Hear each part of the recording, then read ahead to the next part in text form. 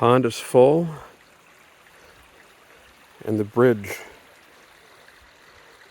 is finally actually a bridge over water, not just an empty ditch. It's beautiful.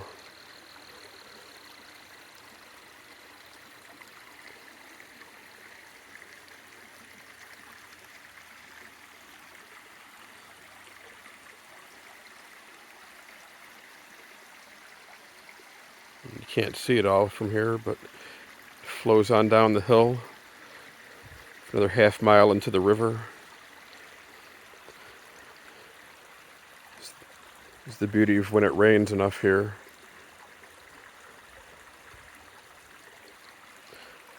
Let's see what's on the other side.